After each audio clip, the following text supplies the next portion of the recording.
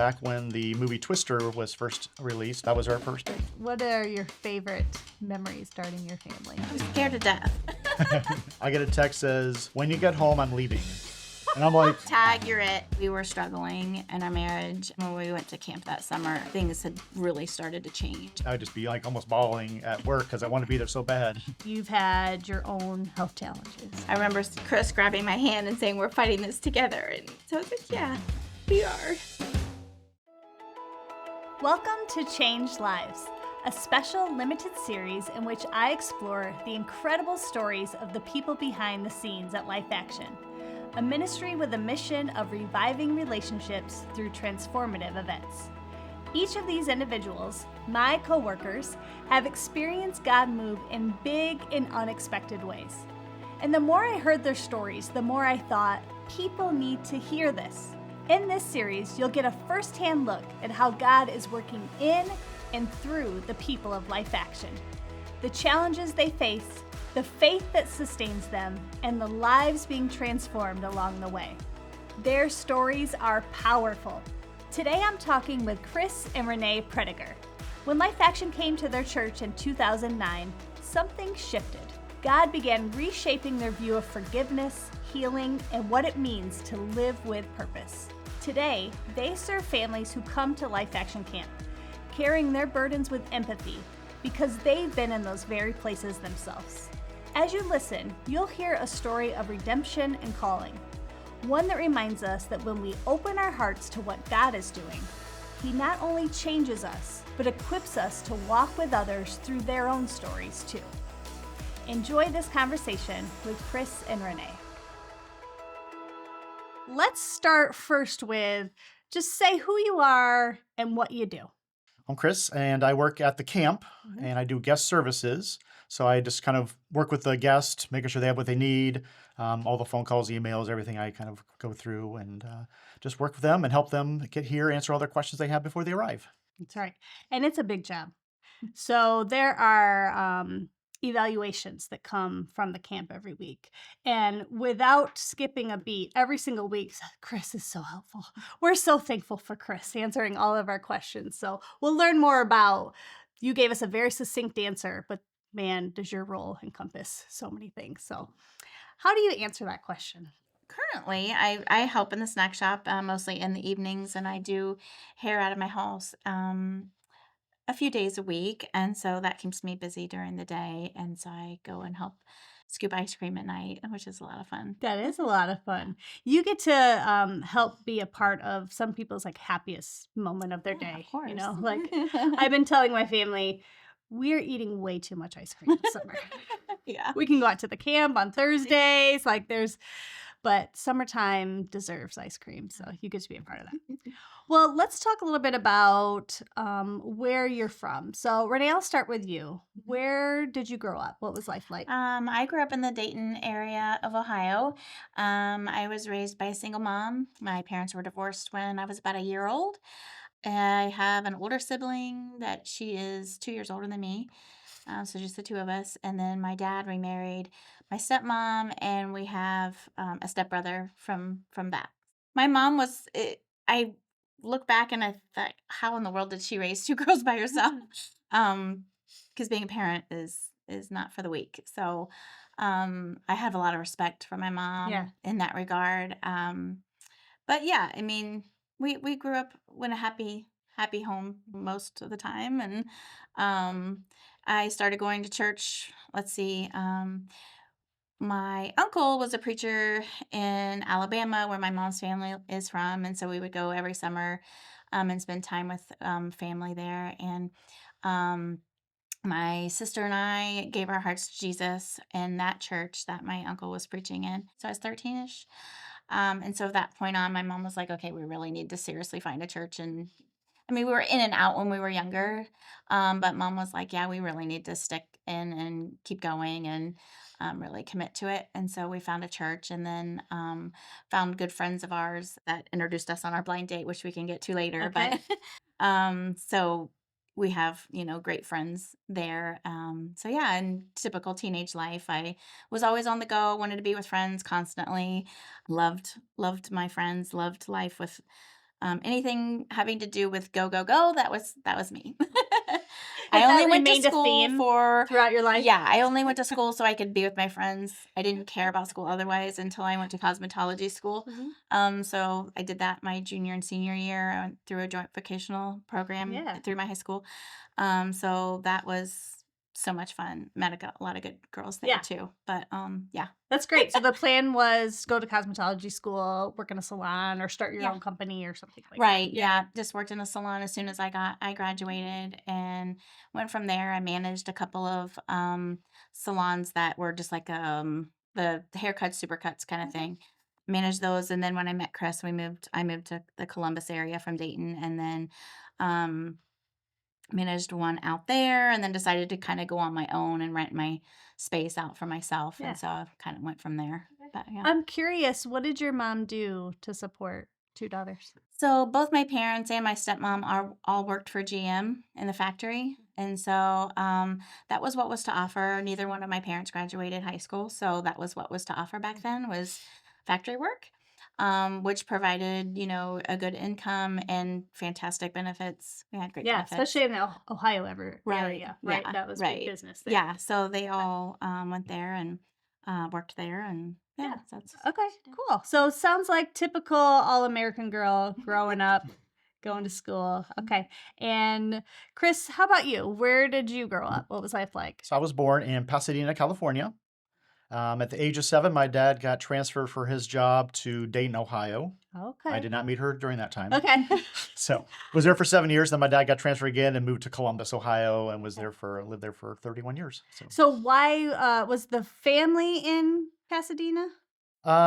I had my grandparents lived there, so yeah. So when my mom's side was there. My dad was actually from Michigan side, Okay. and then so yeah, they lived out there and had some friends and family there. And then when he got the transfer, he moved out here. Do you have memories from living in California? A little bit, yeah. I Yeah. remember some of the things I did, Uh-huh. yeah. So Was the weather nicer? Is that what you remember? I don't remember as much of the weather. We had a cool view of mountains, and we got to watch hang gliders go down off mountains from our back window. That is cool. So it was kind of cool. And you moved from that to Ohio. Yes.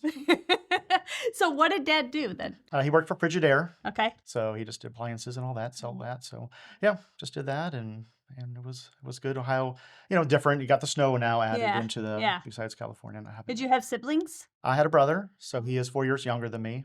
So he lives in still the Columbus area right now. So yep, just one. So what was life like then growing up? Parents had some background, a little bit Catholic and Methodist in their background. They weren't believers at the time. So when we moved to Dayton, the person in our neighborhood actually invited my mom to a neighborhood Bible study. And so she went there, and after not sure how long, actually she gave her life to Christ during the Bible study. And then we started attending the church they went to. And then through the church, my dad got saved from the pastor there. And then when I was about 9, during VBS, they had a little, ask if you wanted to accept Jesus in your heart, and kind of went through the whole plan of salvation. And I was the only one to raise my hand, and then went there, talked to the teacher more, made sure I understood everything. Yeah. And then I was a believer at that time, and the rest is history. So As a believer at such a young age, like what were your friends believers? Why do you think you made that determination? Why were you the only one raising your hand, do you think? I mean, was there probably for a year or two, so I didn't probably have a lot of friends that I can remember. Yeah. Just kind of God, I think, just kind of putting my heart that I needed to do this. Huh. Yeah, so just good. It was a Yeah. family friend that we knew that was a teacher, and just Okay. God kind of just pushing my heart to make that decision during that time. So it sounds like your family kind of, while you're growing up, starts to follow Jesus. Yes, Like correct. together Yeah. as a family. And did that have an impact on your family, I assume? It Yeah. did? Yeah. Yeah. We started, as a family. They sang in the choir at church, and then, started getting involved in different things. I started helping when I was probably more teenager, like in Awana programs, and my mom served and dad served in different areas. So, yeah, so we got very involved with the church, had lots of friends, and just did a lot of things there. So, yeah, that was a big part of our family. Were you a public school kid? Yes. Okay. How about you? I forgot Yeah. to ask. Mhm. Okay, so public school kids, all right. And after high school then, what are you thinking you want to do? So I went to Cedarville University, which is in Okay. Ohio. Mm-hmm. So they're near the Dayton area, and that's where she comes into play there. But Okay. so I was actually a marketing major and got a Bible minor as well. So yes, I was there for I went to community college for 3 years, then transferred into Cedarville. So that was a lot of fun. I enjoyed it. It was a good time just to grow in my faith and Yeah. kind of grow with just new life and friends and just different things going on there, being on your own without your family there and all that. So yeah. And then is that where you two meet at Cedarville? Through there, Through yeah. there, So right, through a okay. mutual friend of ours. So I went to church with a boy named Ricky, and so we dated a couple of times, but it never worked out. We always were like, we're better off as friends. So So we went on a spring break trip. I never been on a spring break trip ever. So While you were in college. while I was in college, Okay. yes. So there was like 15 of us went down south to Florida. Somebody had a aunt that lived in Cocoa Beach. So we went to Cocoa Beach there, and Ricky was very goofball, a lot of fun guy, but not So a guy. you knew Ricky? I just met him. Okay. So I knew his girlfriend at the time, and Okay. so I got to know him on the trip a lot more because, driving and all that. So, great guy, just very goofy. And he said, "Hey, I should pick up this girl named Renee." And I say, and he went through, "Yeah, we dated twice." I'm like, "Well, then what's wrong with her?" So, and then he said, "Yeah, they're better friends and, than dating." So we went on a blind date with them, back when the movie Twister was first released back in the day. So that was our first date. Okay. All right. So we're talking late-ish 90s. 96. Yeah. Okay. So you went on the spring break trip with Ricky. Yes. But then during the drive, he's telling you about Yeah, he mentioned it. this Yes. gal that he used to date, but she's perfect for you. I guess so. Uh-huh. And so then when you get back, you guys go out on a double date together. Yes. And what was your first date like going to see Twister? That was a good movie. well, we talked through a lot of it. We pretty much talked the whole movie. Yeah. Talk the So whole movie. about the We movie, did, yeah. Okay. Well, yeah. I don't even remember what the conversation was, but we talked through No a lot of idea. it. And we went back to Ricky's house and had pizza. And so we were talking the whole time and we just hit it off. So, yeah. What was it about him that just immediately clicked for you? Well, just his outgoingness too.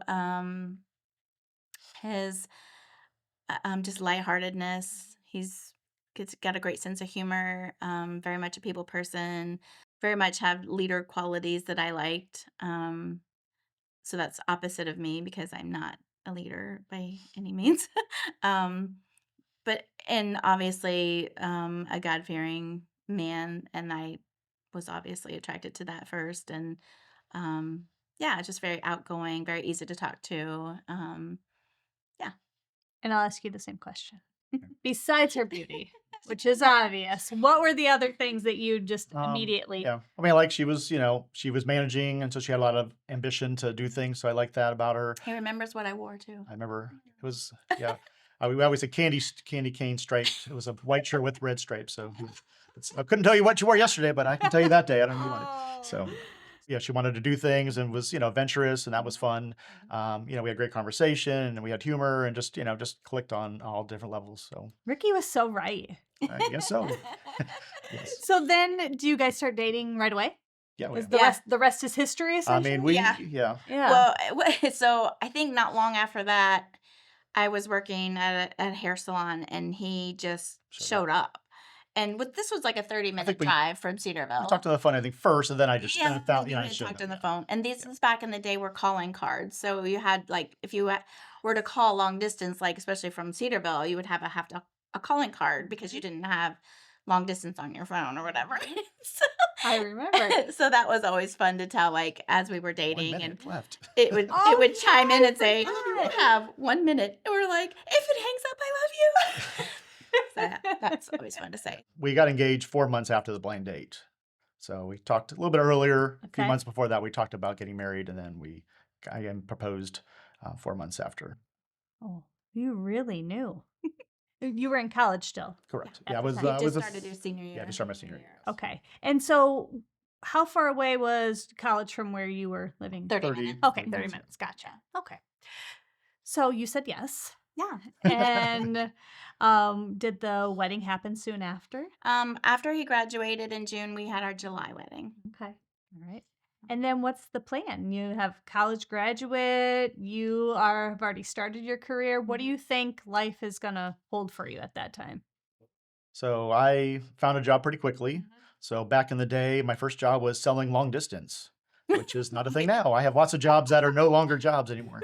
So I sold, Right at the tail end of that. Yes. Yeah. So I sold that, and then we moved back to Columbus area, lived in an apartment for a couple years in Dublin, Ohio, and then she found a hair salon and worked there for a while, and then so what did you want to do with your career? Because I know you had marketing and biblical Yeah. studies, right? So, I didn't know if I had a specific thing. I think business is where I kind of Mhm. wanted to go in that way. I mean, so yeah. So I I don't mean, think you really had a dream yeah, I job don't know per if I have a se in dream job. Yeah, mind. But yeah, just yeah. something that I would enjoy, of course, and then sure. of course, pay the bills. But yeah, I just was wanting something in business, and I Mhm. was a go getter, so I would do kind of whatever. So Mhm.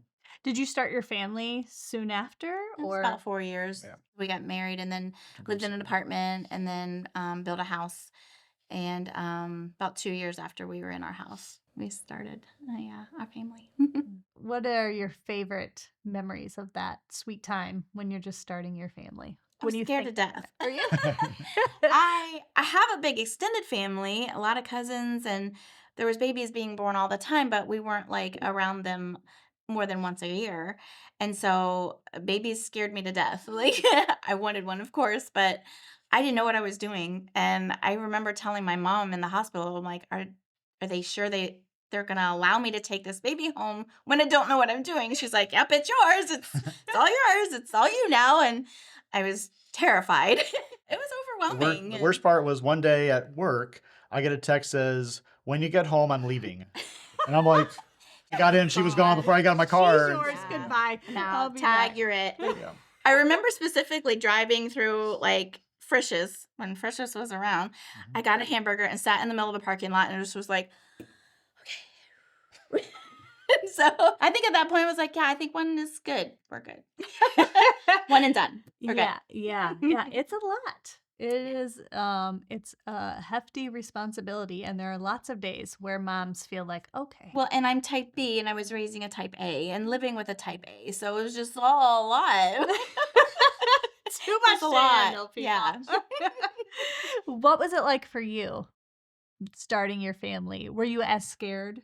Probably, yeah. It's always for me the holding the head and the just trying to how to hold the baby and all that. So that was yeah, probably a little struggle. Of course, she had a lot more because I was working and she had more time. But yeah, it was really neat and something we both wanted, of course. And yeah, Yeah. so it was fun and learned a lot. Know a lot more now than did then. So Sure. Are you staying at home with her? Are you I'm continuing to work in the working. salon? Yeah, Okay, I'm yeah. continuing to work. Mhm. So found several babysitters within our church that had helped. And so I worked 4 days. Okay. And sounds like you're kind of plugged into your local church, oh both yeah, of you? Oh, very much so. yes, Yeah. Yeah. Choir, nursery duty, deacon, youth yeah. leaders, Youth leader, yeah. yeah, a lot of things. Yeah. Was that important to you as part of your foundation for your family? Or why do you feel like you were so, like that was such a big part of your life? We're both very much community people. Mhm. We both love to be around people and spend time with people, and so we definitely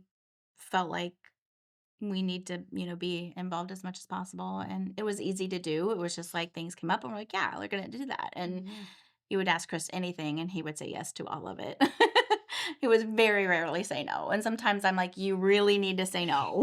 You really need to say no. But he couldn't. And still is that way too, is That's good. driven and does not say no. Yeah, driven and also likes to serve others. Oh, very That much is a really powerful combination, Mhm. right? Because he's driven, but not for his own Right. self. Yeah. Well, for sure. Yeah. Or you know what I mean? In terms of like that's a really powerful combination when you're so, I mean, you see it again in the comments from guests week after week, how Chris just like, It's a gift for sure. it's a That gift, I do not takes care have. of it. So as you're raising your family, you're in Ohio. Walk me through how you get from Ohio to Life Action Camp, because I'm not seeing the line here yet. Yeah. So in 2009, we had the Blue Team come to our church, Okay. and then like most churches or people, never heard of Life Action. They came for 2 weeks, and We're very that's skeptical. Like, yeah. why So would you we were. do Tell this me for about two that. weeks? Like, why would you do that for 2 weeks? And we were picturing like revival, like the hellfire and brimstone, the preaching and that kind of stuff. So we just didn't know what to expect at Big all. white tent in the back. Yeah, sure. yeah. Mhm. Yeah. So Steve was there. Jeremiah was the family revivalist Okay. on the team, and so they came.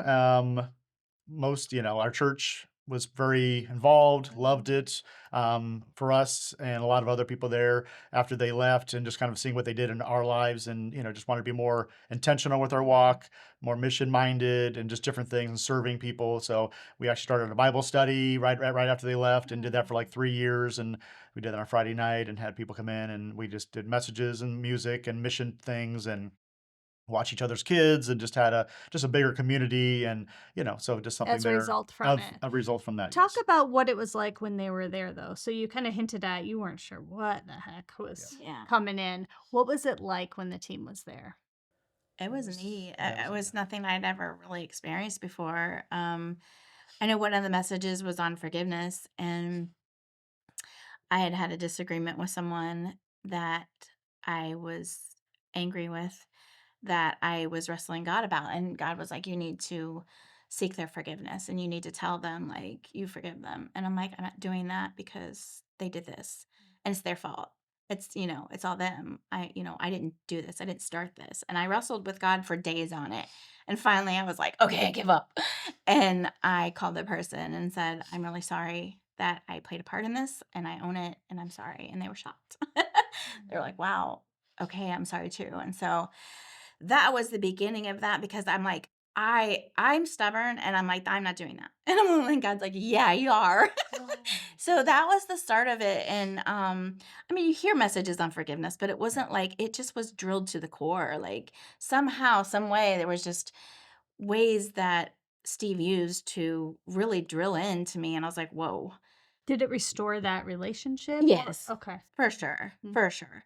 And we kept hearing other families, that we're friends with, their stories, and of redemption and forgiveness and restoration. It was just like, wow, it's really neat.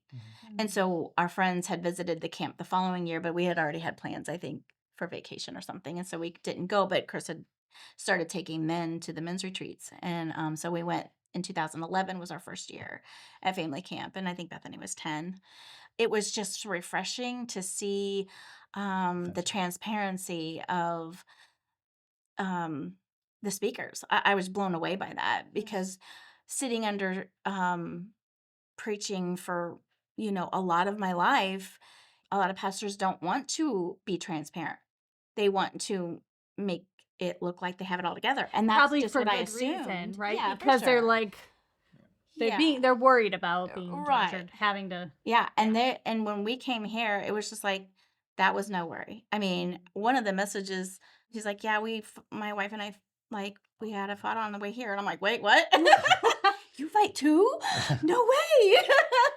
So that was just, I didn't really, growing up, I didn't see what marriage was really like under the surface. And I'd go to friends' houses, and of course, that their parents would have their best foot forward, and we would go to church and everybody put their mask on, and like everything's fine. And it's not. And so that's what I expected it was really like. And so when we saw that transparency, I was just blown away. And I'm like, wow, I don't have to carry that anymore, of that. Well, it's just us. We're the ones that are fighting all the time. And we're the ones with the broken family, and nobody else has that. It was that I wasn't alone. Yeah. And that was a And relief. and you don't have to stay there, right? You're not alone. Yeah, you don't have to And stay. then God doesn't want to leave. God doesn't leave you there. Right. Like that's the other part of Yes. it. That's so powerful. Right. But you have to be able to like admit that. Yeah. First, Yeah, I and be mean- honest about that. And that's why we need God. Because we are, we are nothing without God, and our marriage is nothing without God. Yeah. And so that was just, wow, so eye-opening. Impactful. Did that I know you talked about hearing that message at camp. I know that's one of the messages also of like our church events too. Did that message permeate your church community as well? Did you I see think a for change? a lot of it, yeah, a lot Okay. of our friends were very much impacted Yeah. by that. I'm Yeah. just asking because maybe the people Yeah. you were in community with were also feeling like you. Oh yeah. And we're Yeah. finally like, oh, Yeah. none of us have to pretend anymore. Right. Like now let's live in real community with each Yeah, other. I mean, Authentic. there was something shared with us, one of our closer friends that had walked through some infidelity, and they shared that with us, and it was just like, I was just honored that they were able to be transparent enough to share that with us, and the redemption that came along afterwards was amazing. So it was neat to see the restoration in a lot of the families. It was really pretty amazing. It's so cool how God's kingdom is so upside down. You think the thing you're going to admit is going to ruin you, but really that's the thing that, like, just admitting it frees you Yeah, in so it's many ways, right? Yeah.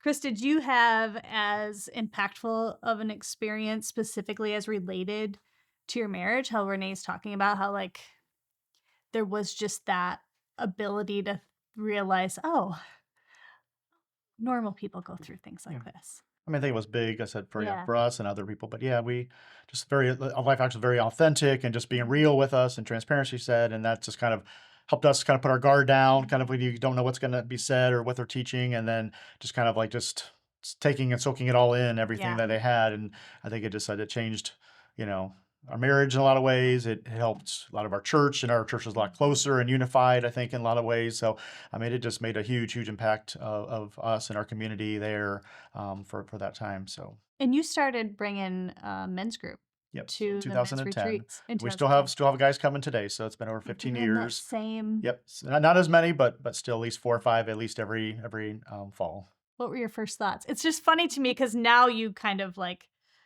Gotta think that's like what backwards. you do, Yeah, right? And then, but yeah. the first time you came was as Well, an attendee, right? yeah, it was Tom Harmon, Mm-hmm. which a lot of people who know who he is. Just very, I mean, just seeing him and just knowing the word and just being real and just telling his stories about things, and I think you just kind of felt comfortable. And again, learning that men struggle with different areas of life and marriage and other things. So I think just and then our friends, we just can talk, and I think just the good time bonding because we traveled back and forth, so you have a good 4 hours to talk about maybe what you want to get out of it. And then when you go home, kind of what God taught you and what, you learned. And so you kind of help each other out through the times. Yeah. So it's real Can good. you think of any ways that God met you during those trips to the camp? I think just kind of wrestling. There's some different things going on with our marriage a little bit toward maybe X amount of years later. So I think God was doing a lot of work in our hearts, both of us, but, me being there and just kind of preparing me, I guess, kind of preparing the path of kind of what he had us coming to do, but which we had Yeah. no idea was coming. Right. So I think kind of laying some foundation and just helping us with our marriage and helping me to be a better leader and a father and all that. So I mean, some areas I struggle maybe in, and God was molding me and working on me throughout the time going through the men's retreats and starting going to family camp. Yeah. So you loved your experience at family camp. Yeah. Okay.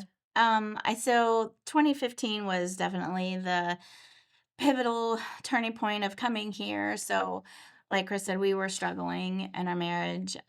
He was Some had anger some major issues. anger issues and butting heads with our daughter, and I was kind of in the middle of that, mama bear protecting my daughter, and then us fighting, and um, it created a lot of division in our family.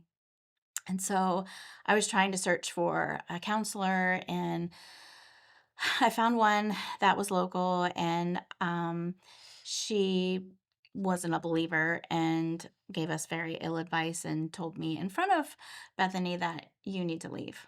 You need to pack your things and you need to take your daughter and you need to leave. You're being emotionally abused. And so we get in the car, and Bethany's like, "Well, I want to live with you." Like, she had already had planned it out. And I'm like, "Well, wait a minute. We're not getting a divorce. Like, this is not what God wants us to do. And this woman is not a believer, and she didn't give us godly advice, and we're not coming back to her." So we did find a counselor that was a believer and was able to pray for us and just work through some of the issues that we'd had, and helped out a lot. And then when we went to camp that summer, things had really started to change. And, like I said, the speakers had really impacted us. And then I realized, like, I'm not alone in this, and I have to look at my own heart too. It wasn't just, okay, it's all him, it's all him, it's all him. And I had to look at my own heart. And so God had really kind of broken us both, and kind of gotten some healing there and some restoration in our family. And that was the first year that Bethany was going to work on crew. And so, of course, she fell in love with it and wanted to stay and stay and stay. And she'd signed up for 2 weeks and then was like, "Can I stay another week?" And I'm like, "Sure." And then she'd call back and say, "Can I stay another week?" And I'm like, "No, that's it. You're coming home." And so when we came back, I just felt like I left a piece of my heart there. And I knew that they needed help in the office. I'm like, oh, Chris would really be good at this job, you know? And so I texted him out of nowhere On Monday morning, right when we got and said, "Hey, if you were to get called into this ministry, would you do it?" And he immediately responded, "Yeah, I would." And I was like, "Oh, okay." But there was a lot of things had to be into play. And so my mom was living with us at the time. She was ill in health. And so we were just like, okay, there's a lot to toss around here. She would have to come with us. You know, I'm her caretaker. A lot of avenues to figure out. And he was more scared, like, okay, I've got to raise support. I'm just like dive in deep, you know, like head first, like, let's do this thing, you know, we're coming tomorrow. and but he was more like, well, wait, let's back up because I don't even know if this is what God wants for us. And so, of course, when I told Bethany, she was like, yeah, let's go, let's do this. And then she would keep saying, well, Mom, when is Dad gonna know? When is he gonna know? When is God gonna tell Dad that this is what we should do? So I'm like, I don't know. We just got to keep praying because I wanted him to feel that God called us to do this, not because it was my idea. So, um, he had went to like that fall. He had went to the men's Yeah, retreat, and so Bethany got an email before the fall and said, "Hey, we need help for crew." So Bethany said, "Mom, can I go?" And she said, "Sure." She didn't ask me. I'm the one that's going on the retreat. So I went with the guys, and I told you that was a big, big part of my thing, just be able to share and talk and confide in each other and just help each other. Well, now with her going, we have one too many people. So now I have to drive, which I don't like driving, and she doesn't like 20 questions. So I'm like, this is terrible. And I was not very happy at all. So it was just you no. and Bethany in Yes, there. and so the guys Okay. went because they didn't have room in their vehicle. right. But God had it all worked out. So as you look back, then we saw it. But so instead of going at around noon and getting there about 5:30 on Friday, we went. We could leave earlier, and then I could do things. So the Monday of the week of going to the Momentum, God put in my heart and said, "Hey, you've been praying about maybe going to Life Action. Why don't you let Life Action know?" At the time, Brent Paulus was in HR, and I called up there, did not know who he was, and said, "Hey, I think God may be calling us to your ministry, but I'm not sure yet. I'm coming up this Friday for Momentum. Do you have any time in the afternoon on Friday to maybe talk?" He said, "I have the whole afternoon open. Come on up." So because of us going separately, we could leave early. I dropped her off for the crew. I came over here, talked to Brent for a couple hours, and he thought my skills would work with some of their needs. And he was like, let's do an application. I said, let's wait a little bit. So I came up about 50-50%. And through Tom Harmon preaching, through some of the staff I knew, I was talking to them about what God was doing in our marriage and life and all this. So I left and God was speaking to me a lot. So I came home probably 90% sure, but still didn't maybe have that confirmation.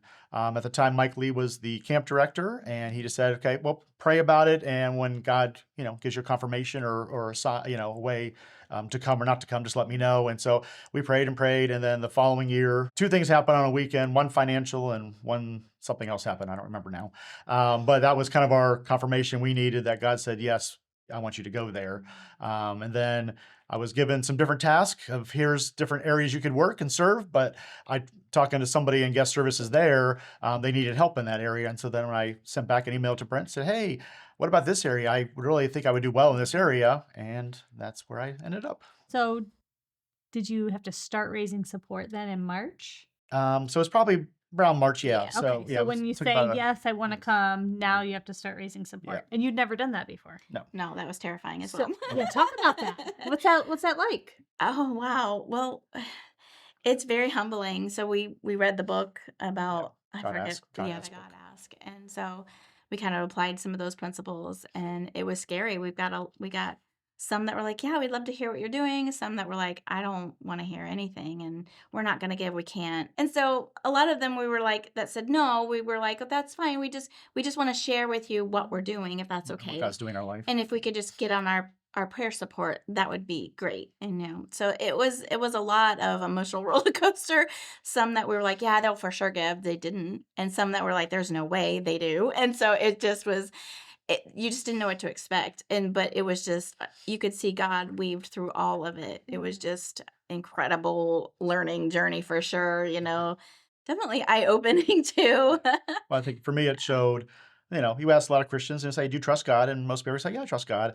But I think once you go through that process and you can't make everything work or do it on your own strength, then you realize, well, I guess I don't trust God as much as I thought I did. And you kind of that was probably the biggest thing that I learned, and I think Renee too, is we have to depend on God, and God knows, has a plan, knows what's going to happen, and we just have to, We take our hit the time. ground running. We started making 3, 4, sometimes 5 appointments a week, and just like, okay, we're gonna knock this out. And then God put it to a halt. And Wow. this was 2017, when my mom started having some more health issues. She was in and out of the hospital, and it started coming down to where like it's Good. coming, like Soon. she's going home to be with the Lord soon. And so our support kind of just What stopped? halted, Yeah. and we were seeing people where weren't getting any more support. And so Yeah, God was like, Chris was like, I feel like God's just saying, time out. just stop, take care of your mom right now, and then focus on her, and I'll take care of the rest. And which was amazing, because it was just like a big relief. We didn't have to make any appointments for now. We're just taking care of my mom. And so we dropped Bethany off to crew. And then less than probably 24 hours later, I told Chris, I'm like, Go get you need to Bethany. go get her, because it's becoming time, and the time is drawing near. So we got to spend that week with my mom, and she passed on that Friday.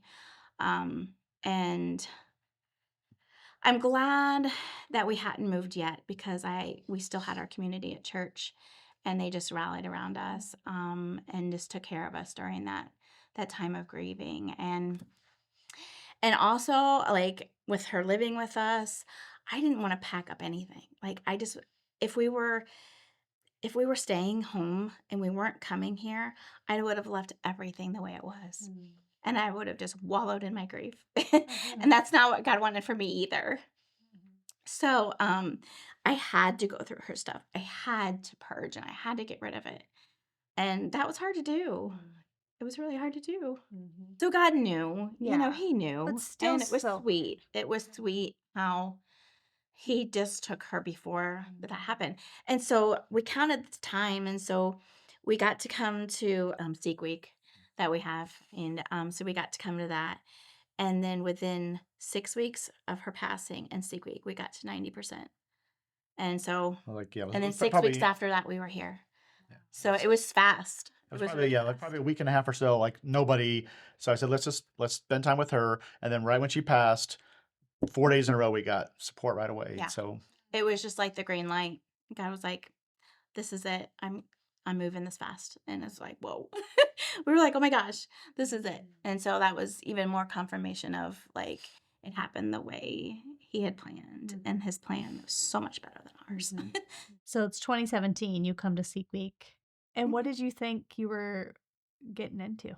You thought you were going to come help guest run the services, yeah. office, guest services, and I knew enough, I guess. I mean, there's a lot of things I didn't know, of course, but yeah, I mean, just work in the office, just be a couple of us working, and then they kind of move some people around. So then I kind of was by myself a little bit, and so just Yeah. just being the person, talk to the guests, always ministering to them, and then just answering calls and helping them, and just it was fun. Something that I like. Yes, I like serving, so just serving people is my thing. I Yeah. like doing that. So. Was it a big change from working out in the workforce or what you had been doing, or it just felt like a natural transition? For me, it was fine, natural. Yeah. I used to sit at work, my old job, doing my work, but I would have the video on my corner of my thing watching family camp and watching them watch each week go every night, watch every single one every day. You did. And I'd just be like almost bawling at work because I want to be there so bad. Oh, So it was real hard not to be there. oh, so then you were It's so torturing. happy. Yeah. Yeah, testimony night on Friday nights was our favorite, because also you get to look at what you get to be a part of, and that is the restoration of these families. And um that's, and also too, even confirming like, yeah, we're not alone in this, and you get to be on the other side of hearing the stories and the struggles that some of the families are having. And being able to be a part of that is pretty honoring. So Yeah. What are some of your favorite stories? You guys have been here for a few years now. Do any come to mind when you think of just like, there was a couple that had divorce papers on Oh, the yeah. table when they left to come here, and they were going to Okay, do one more one last vacation nice for the vacation for the kids. kids. Yeah, they didn't know. And they left restored and tore them up when they got home. Mm. So that's one of many, but Yeah.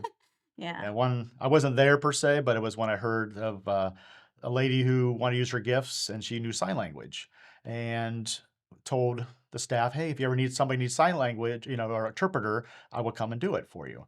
Hey, thank you so much. Never had anybody ever come that needed that.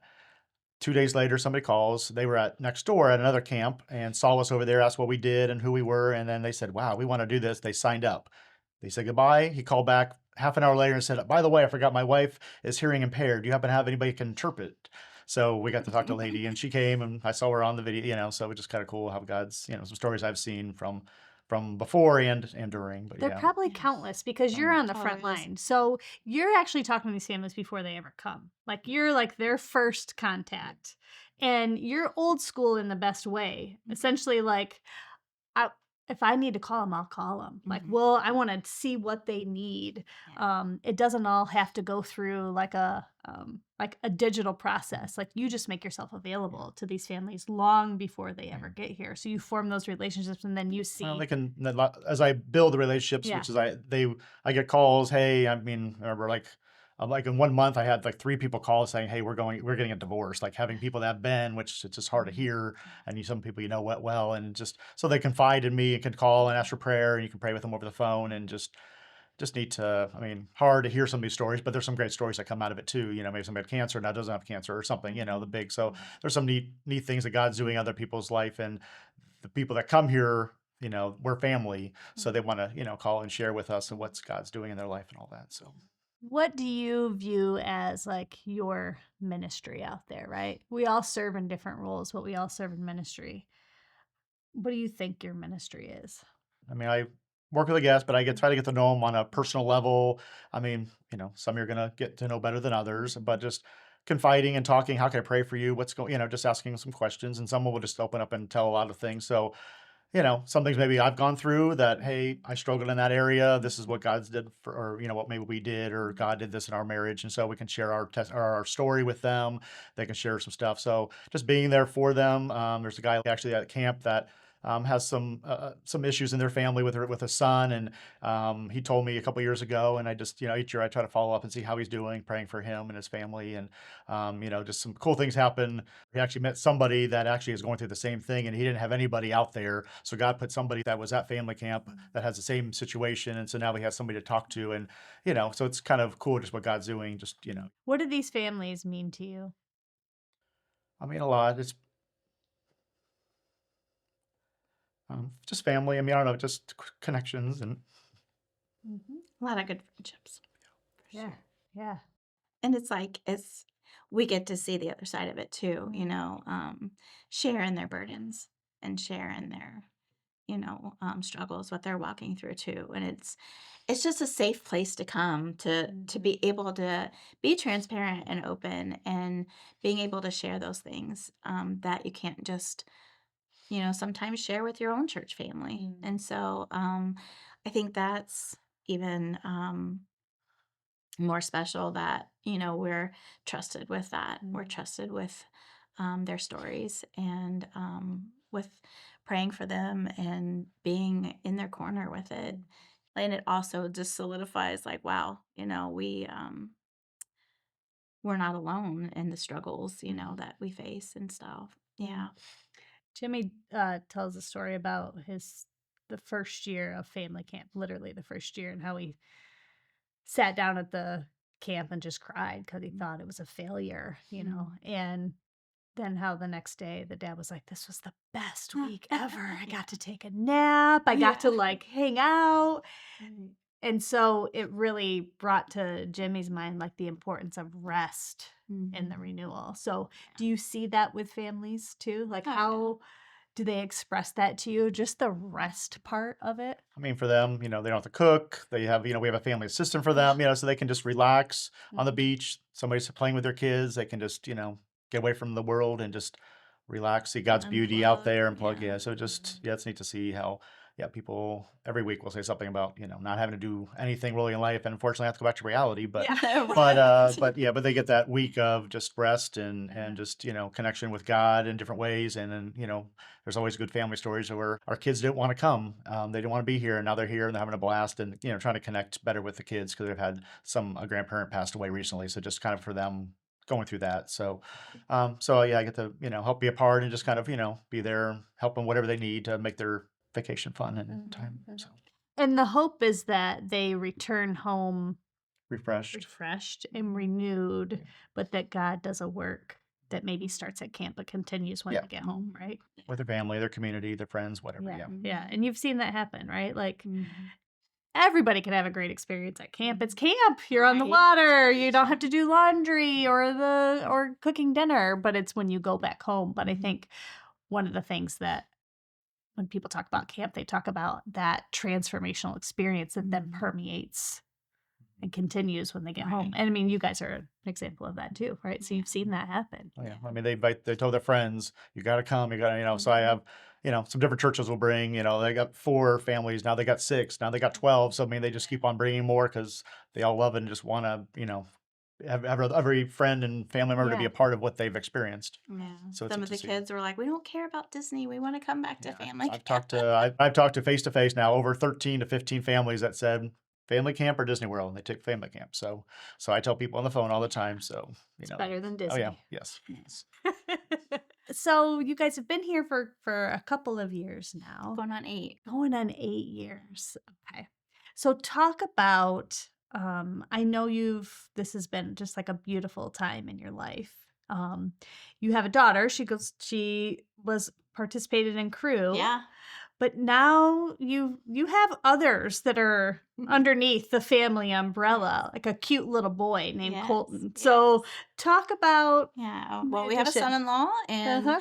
they also met through Life Action. During crew. During crew. During crew. When all of the stuff was happening with my mother passing, and in the middle of us getting ready to come, she met her now husband, and he traveled on the road with the Blue Team that year, and they got married in 2019. And then now this little guy, and he's 4, and he's the joy of my life. I love him so much. He's cracks me up, keeps us in stitches all the time. And I know that you've had your own health challenges, I have. right? Yes. So can you talk about that? Yeah. So it'll be 5 years in August. I was diagnosed with breast cancer. It was weird because I know God was with me the entire time, because I was not scared. I was not fretting. I didn't cry. I was like, okay, I just kind of took it for what it was and just kept moving. We went home, and it was just like, okay. I still didn't cry at that point. I still didn't cry. We were both like, okay, this is our story now. This is what we're going to do. And I remember Chris grabbing my hand and saying, we're fighting this together. And so I was like, yeah, we are. But I still didn't cry. And so at that moment, they had only found one mass. And so I went to see the surgeon, and the surgeon was like, okay, well, I want to Solar system. get a better view of what's going on in here. We're going to order a breast MRI. I'm like, okay, so I did that. And so those results came in, and we went back, and he goes, well, you don't only have one, you have 6 tumors. And so it was like a galaxy. He's like, I cannot do what our original plan was to do a lumpectomy and radiation. He said, I can no longer do that with where all of these are. He said, we're going to have to do mastectomy. That's when I started crying. And I started tearing up, and I saw a guy in a wheelchair, and he was, One leg or yeah, he had lost a leg, and he was in a wheelchair. And God just said, you know what, Renee, you're not losing a limb. You're going to be fine. I'm like, yeah, you're right. And so it was just all perspective at that point. And I was like, I'm going to be fine. And I had a positive attitude from the get-go. And we're like, we're just good just support. doing this. Support. Yeah. And so the day of my surgery came, and they were like, you need another surgery. You have a hematoma. We need to get you in there like right now. So you were the first surgery in the day, Yeah. and then we thought we were done, and then she was checking, and they wanted to go back in. So then she didn't get done till like the next morning. So we were there for like probably over 16 hours. So I took an extended stay in the hospital, and then during that, like, was COVID. And so I was so scared that they were going to make him leave. And they said, no, you're They let fine. you stay. They let him Sleep there. stay. Yeah. And it was some of the most horrific pain I've ever been through. And I'm a baby to begin with, but I don't even like shots or anything like that. But COVID again, he was home. He didn't have to go into the office. He was working from home. And that was a godsend too, because I couldn't do so many things. And he just was amazing. And so yeah, he was a great nurse. So protective of me, always has been. And I think it was hard on him too. Yeah. But Sorry. Yeah, Yeah. but it was hard watching but it. we grew a lot closer. Oh, for sure. I mean, it was a good time. It was hard, but it was again a cool bonding. Bonding in no ways that you can ever even imagine. So yeah, it was. You it thought was you knew each other before yeah. then. And I felt so loved. I had Phone calls, gifts sent coming gifts. in and phone calls and texts and Meals. meals like you couldn't believe. Oh my gosh, I was so well loved. Yeah. And our community here, just And back home. loved on us so well. Yeah, and back home, those that had been through breast cancer had texted me, telling me their stories, and just saying you're going to be fine. And it was a beautiful time. I mean, you got to help some people. There's a person at camp who was going through cancer. Debbie Canfield was going. They had some of the same surgeons, so she yeah, got we to help got to relate a administer. little bit. We had the she same got to help some surgeons. people.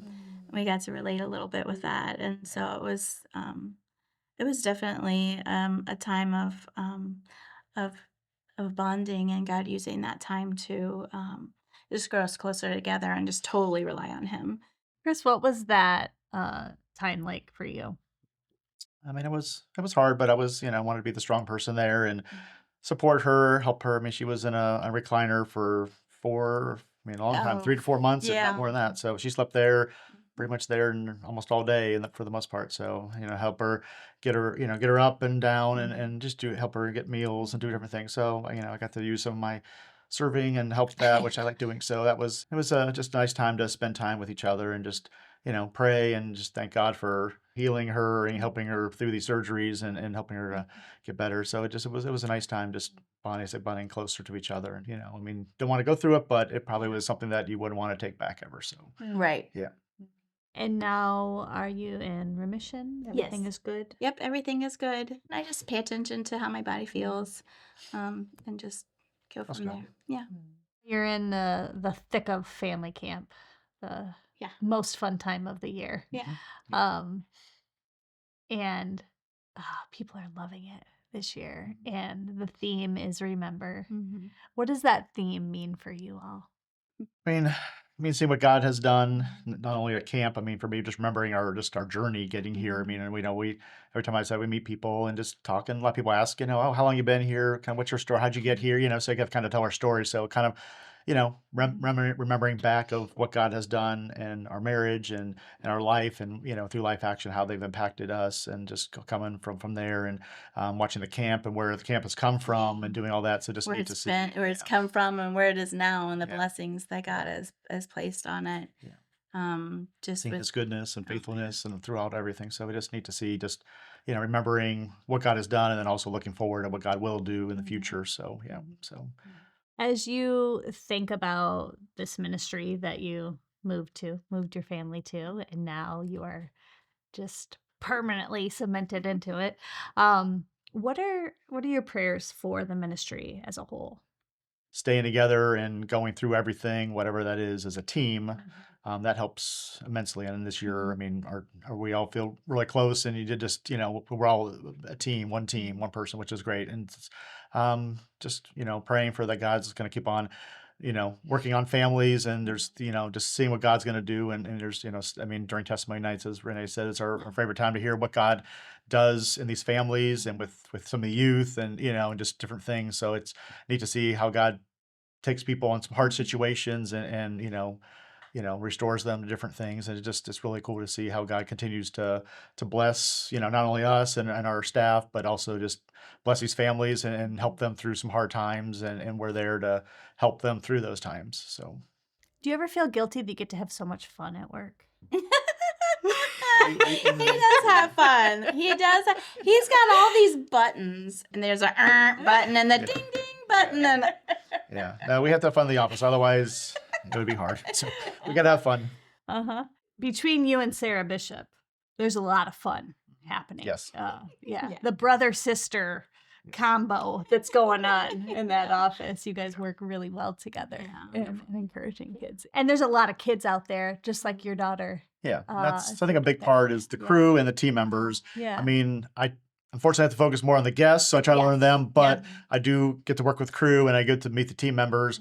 But as I get to meet and get to learn or get to know the team members, the ones that are going off the road, a lot of them you're not going to see again. And so it's taken me a few years, but it's actually one of the hardest, times, just watching them and just the relationships you build and seeing what God. Something different. So it's some going ministry, some doing other things, but just need to see what God has done in their lives, and we had a little part in that and helping them in their journey. So I think just helping the crew and the team members and just talking with them and helping them, because they have Such questions. a unique and, experience for these kids, and to watch them even in worship, just raising their hands and praising Jesus it's neat. It's neat to see this next generation, coming up. And there's how many that came to family camp and stayed for crew because they're like, There's probably we want to There's stay. probably 3 or 4 that weren't signed up, and really? on Friday they wanted to stay, and so their parents said okay, so they're staying and They just we're going want through it. now. They can't get enough of it, and they want more. And that's just You have a washing machine. Just wash the clothes you brought. And then that's it.